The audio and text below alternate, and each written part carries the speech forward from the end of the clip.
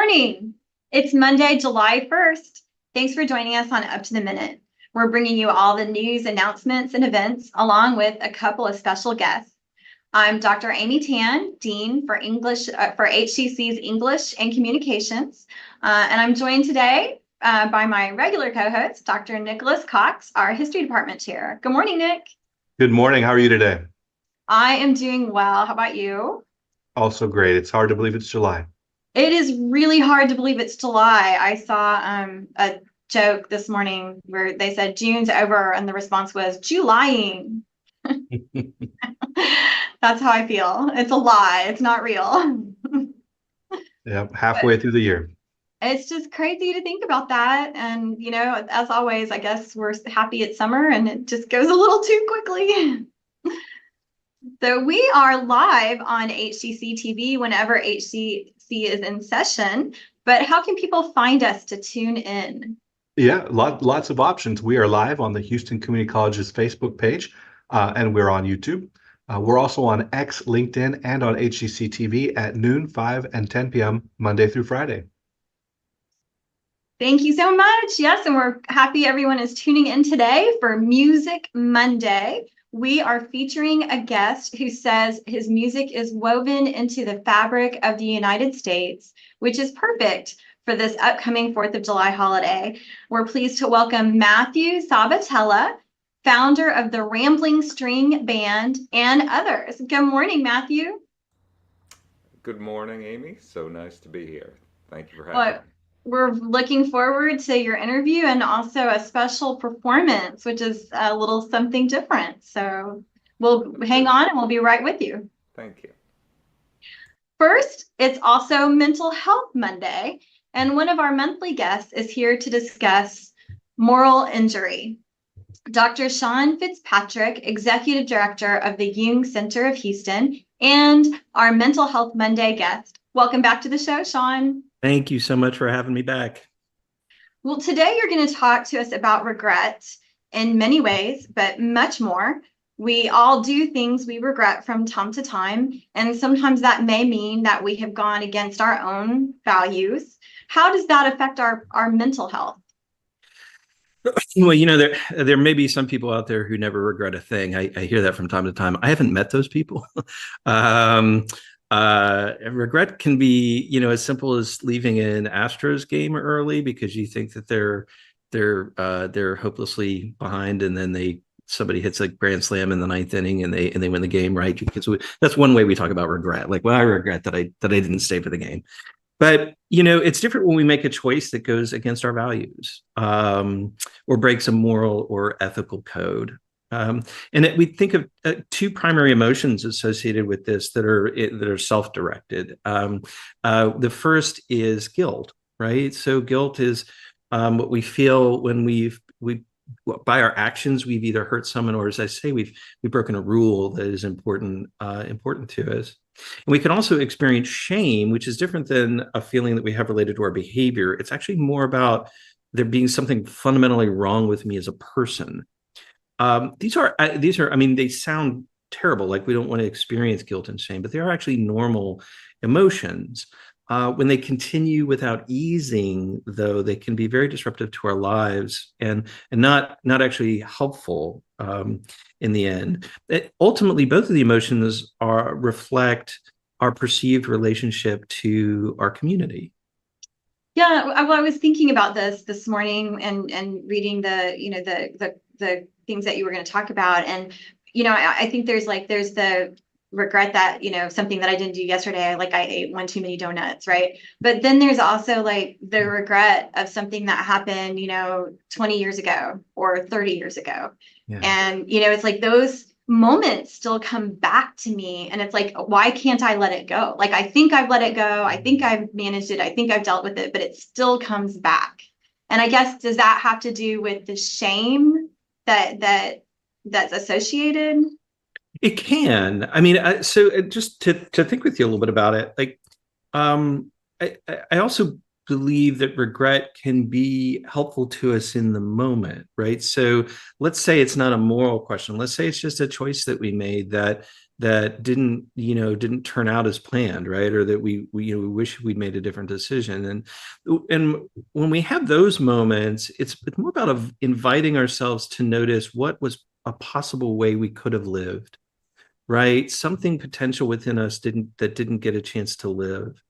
And rather than staying with the regret of a lost moment, which may be real, like we might have to grieve the that lost opportunity, but we can also think in the present and imagine in the present about how that potential within us is still alive, right?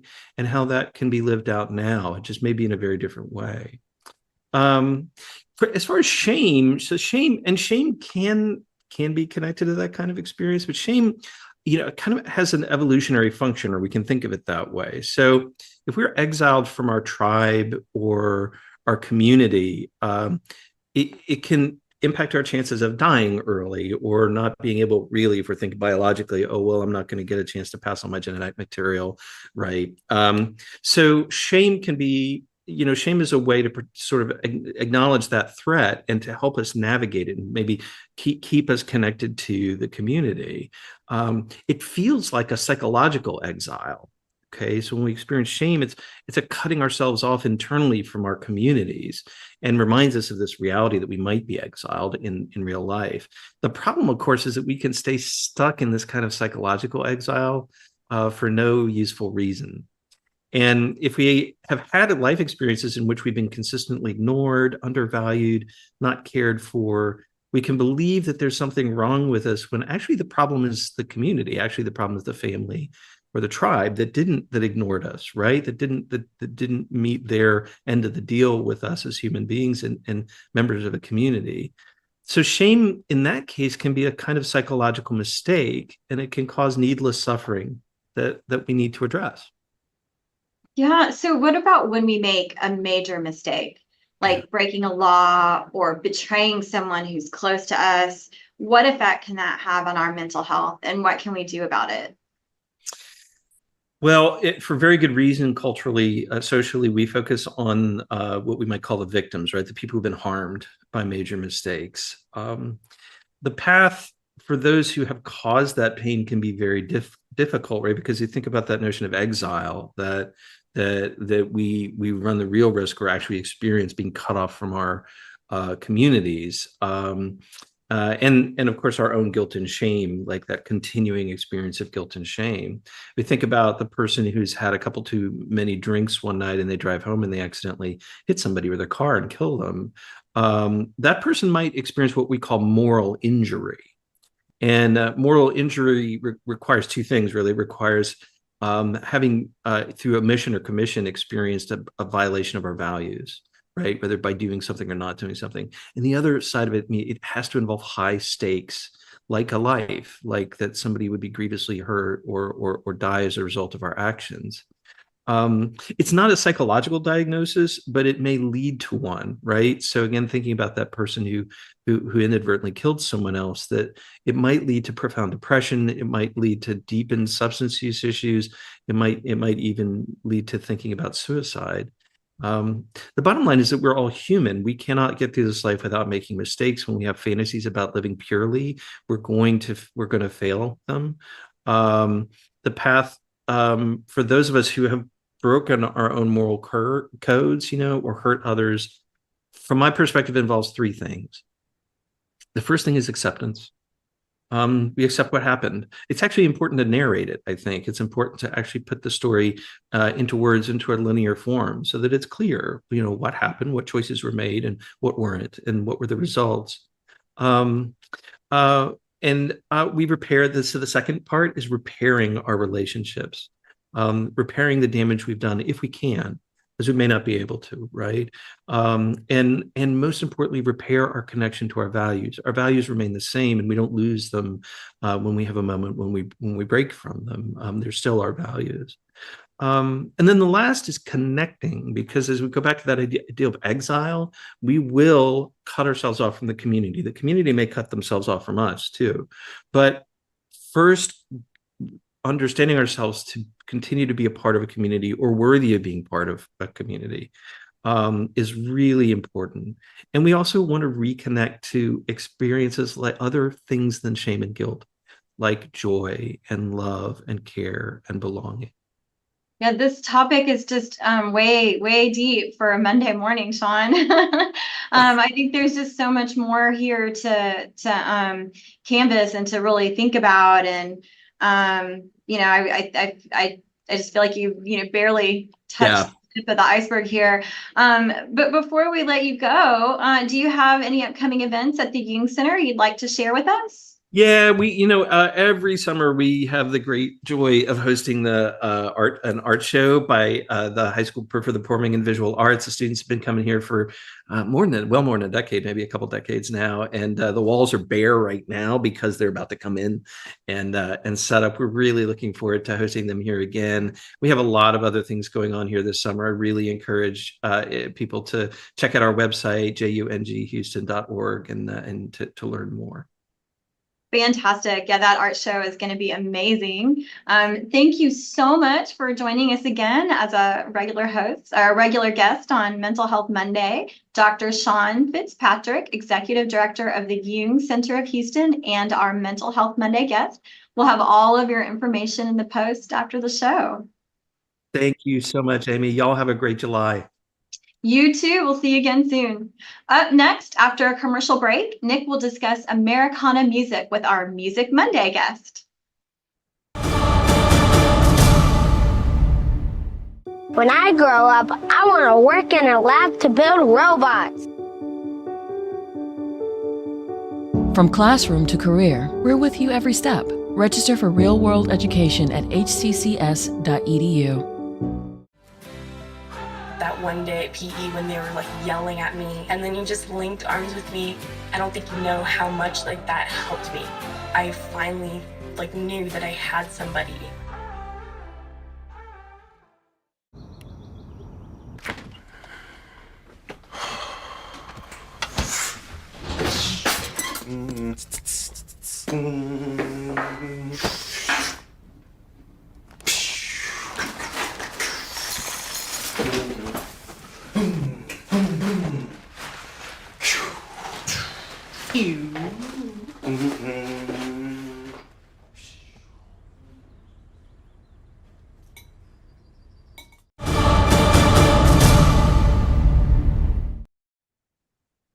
Good morning. We're back with Matthew Sabatella, founder of the Rambling String Band, as well as others, and our Music Monday guest.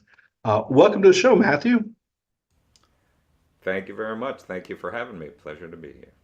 Well, before we dive in, I just wanted to let our viewers know that you are one of the musicians who contributed to HCCTV's recent Juneteenth documentary. So HCCTV thanks you for that.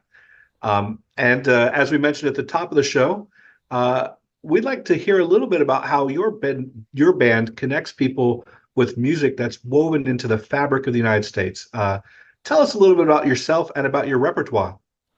All right. Well, our repertoire is primarily traditional folk songs going back, to at least the 1700s in some cases, a lot in the 1800s and early 1900s. So not just traditional songs, but some are composed, especially the early 20th century ones. But these are songs that to me tell the story of our country. And they're what really got me interested in learning and understanding the history of our country. I was raised kind of as a musician, and I played a lot of pop and rock music in various formats. And it was when I found the anthology of American folk music, which contained a lot of songs from the 1700s, 1800s, early 1900s, that I started to really hear and understand the story of our country and become fascinated with the connection between music and our history. And so the band kind of learns and performs these songs and talks about them and teaches our history through music. Well, I understand you're also a teacher. Tell us a little bit about your experience as a music teacher.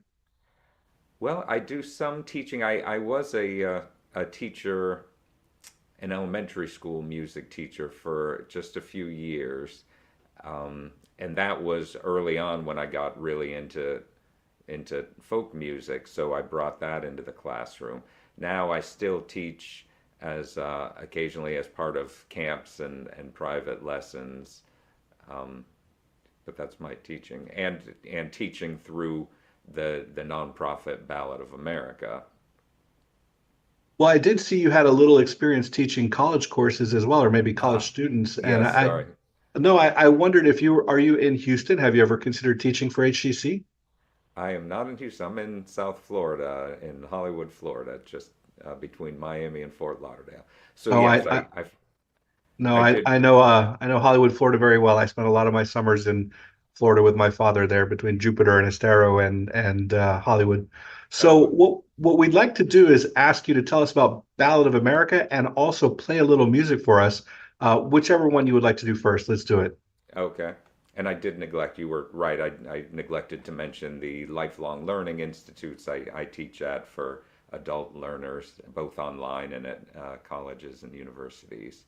Ballad of America Incorporated is a nonprofit organization that I founded 6 or 7 years ago after, a decade or more of doing this work.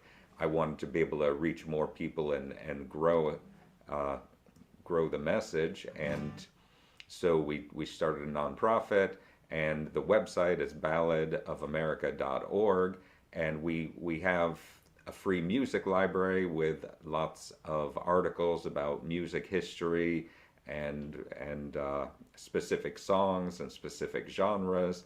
Also resources for teachers to use music in their classroom, especially in social studies classrooms and in music classrooms. And we have sing-along resources like karaoke type recordings and lead sheets to enable people to sing and perform this music and keep it going. Well, great. Why don't you play us one song for us before we All find right. ourselves out of time? Well, inspired by Independence Day coming up, I want to play sort of a medley of two songs that are a reminder that, as Dr. Martin Luther King Jr. said, the arc of the moral universe is long, but it bends towards justice. So music has been used as a tool in creating positive change in our country, from the abolitionist movement to civil rights to workers' rights and equal rights for women and others.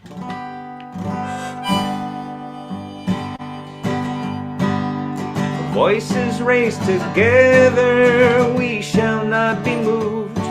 We walk this road together, we shall not be moved. Just like a tree that's planted by the water, we shall not be moved.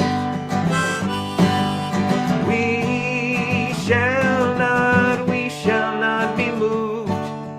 We shall not be moved. Just like a tree that's planted by the water, we shall not be moved. We look out for our brothers, we shall not be moved. Our sisters and others, we shall not be moved. Just like a tree that's planted by the water, we shall not be moved.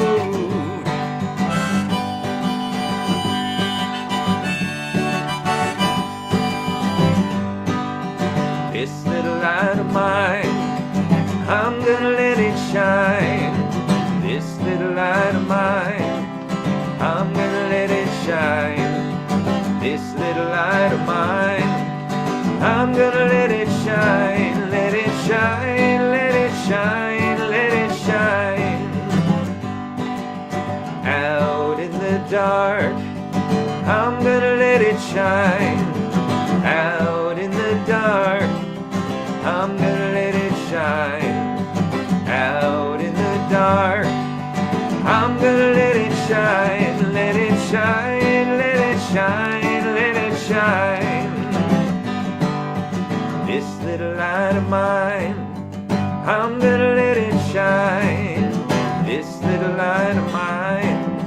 I'm gonna let it shine, this little light of mine.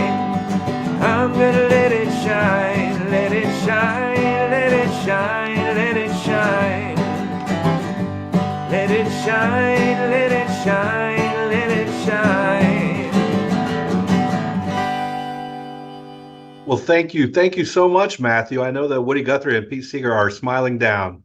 Oh, good. Thank you so much. So we'll have information about the Rambling String Band and Ballad of America in our notes after the show. But thank you again, our Music Monday guest, Matthew Sabatella. Appreciate it. Thank you. Well, coming up after a quick commercial break, Amy and I will return with some news and announcements. When I grow up, I want to work at a school so I can be a teacher. From classroom to career, we're with you every step. Register for real-world education at hccs.edu.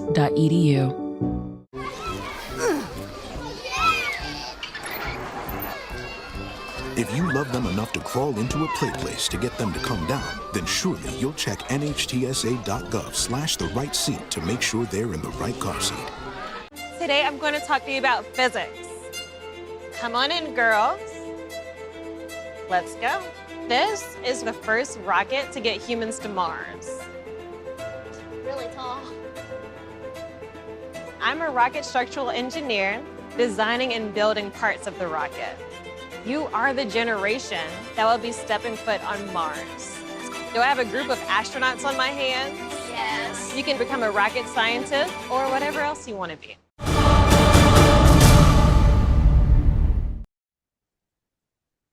And we're back after that special performance.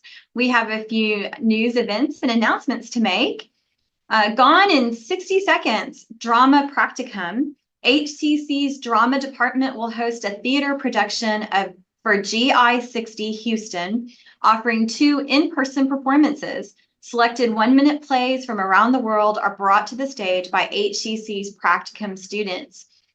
These are pretty incredible. I've seen these. They're so fun. 7:30 p.m. tonight, Tuesday, and tomorrow, Wednesday, July 2nd I think that's meant to be Tuesday and tomorrow, July 2nd and July 3rd, at HCC Stafford Fine Arts Center. For more information, check our post after the show. Well, we also have a study abroad opportunity with military family scholarships available. Students who are the child or the spouse of an active military member can receive up to $5,000 to study abroad or intern abroad while at HCC. A scholarship session will be available to offer tips on how to apply and provide eligibility requirements. This will be Tuesday, July 3rd, from 1 to 2, maybe that's July 2nd, at Eastside Student Life Center. Registration info is in our post after the show. Yeah, it's such a great opportunity. We also are continuing our Ableton Live workshops. It's not too late to sign up for HCC's July Ableton workshops, led by certified trainer David Sharma. They'll feature music theory, creating beats, sampling, and remixing, 9 a.m. to 1 p.m. on Saturdays, July 6th and 13th at HCC North Forest campus. Registration information is in the post after the show. And just a reminder to everybody out there, Thursday is the 4th of July holiday, so there will be no up-to-the-minute episode because HCC will be closed to observe Independence Day. We will not air. We will broadcast a best-of episode, and we will return on Friday, July 5th. And don't forget to register for your fall classes. Registration for the fall semester is open, with regular and smaller semesters offered in a variety of programs. Like all of HCC's courses for the summer and fall, they're offered online anytime, online on a schedule, hybrid, both face-to-face and partially virtually, in person, and our hybrid labs. To learn more about all HCC programs, start dates, and options to cover costs, visit hccs.edu/apply. Well, thanks for being here, Nick. That was an incredible opportunity to have a guest performance. Yeah, it's always nice to see a good musician play some classic songs. Great to get us going for Monday. Well, coming up, Tomorrow, Dean Alberto Urbina returns to fill us in on the latest with HCC's successful Smart Manufacturing Center of Excellence. And later this week, we will feature Coleman College's Surgical Technology Program. Thank you for joining us, and we'll see you next time.